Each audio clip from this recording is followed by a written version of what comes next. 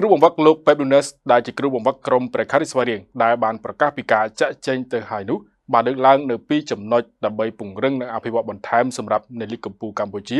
ដើម្បីតបទៅតាមការខិតខំប្រឹងប្រែងរបស់ក្លឹបលោក Pep Nunes គ្រូបង្វឹកក្រុមព្រះខារីស្វារៀងបានបញ្ចេញទស្សនៈពីចំណុចសម្រាប់លីកកម្ពុជាកម្ពុជាដែលត្រូវពង្រឹងនិងជំរុញការអភិវឌ្ឍបន្ថែមដើម្បីឆ្លើយតបទៅនឹងការខិតខំប្រឹងប្រែងរបស់ក្លឹបក៏ដូចជាការឈានទៅការប្រកួតប្រជែងលើឆាកអន្តរជាតិទស្សនៈរបស់គ្រូបង្វឹកសញ្ជាតិអេស្ប៉ាញដែលទើបដឹកនាំក្រុមព្រះខារីស្វារៀងលើកពីលីកកម្ពុជាកម្ពុជាពីរដូវកាលជាប់គ្នាក្នុងរដូវកាល2023-2024 និង2024-2025នេះហើយត្រូវបានចាក់ចែងបន្ទាប់ពីដឹកនាំក្រុមប្រកួតវគ្គផ្ដាច់ព្រាត់ពីរង្វាន់សម្ដេចតេជោហ៊ុនសែនលើកទី18ជាមួយនឹងក្លឹបភ្នំពេញក្រោននៅថ្ងៃទី25ខែឧសភាខាងមុខនេះសម្រាប់ពីរង្វាន់ Cambodia Premier League ជាគំនិតរបស់ខ្ញុំចង់ឲ្យអភិវឌ្ឍបន្ថែមទី1មន្ត្រីអាជ្ញាកណ្ដាលគួរតែរីកចម្រើនជាងនឹងព្រោះក្លឹបសុទ្ធតែមានការប្រកួតប្រជែងខ្ពស់អញ្ចឹងផ្នែកអាជ្ញាកណ្ដាលគួរតែរកវិធីសាស្ត្រនិងចំណាយធនធានមួយចំនួនដើម្បីស្វែងរករបៀបឬវិធីសាស្ត្រណាមួយក្នុងការជួយអាជ្ញាកណ្ដាលឲ្យគាត់មានការអភិវឌ្ឍបន្ថែមក៏ដូចជាអាចប្រើប្រាស់ឧបករណ៍ក៏ដូចជា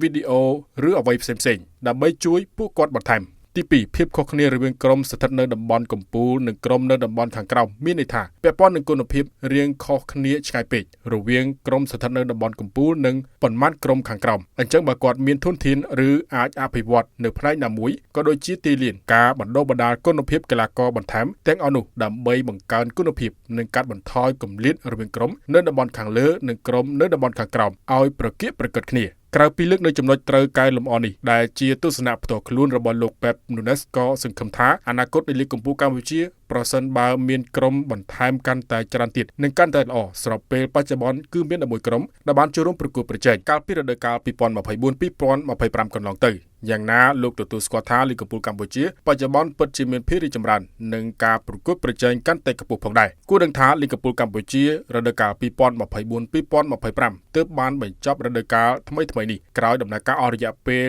ជាង9ខែដោយក្លឹបព្រះខារីស្វារៀងបន្តគ្រងតំណែងជើងឯកក្រេដាក្រុមភ្នំពេញក្រោនបន្តឈរជាជើងឯករងនិងក្រុមវិសាខារក្សាចំណុចថ្នាក់លេខ3ដដែល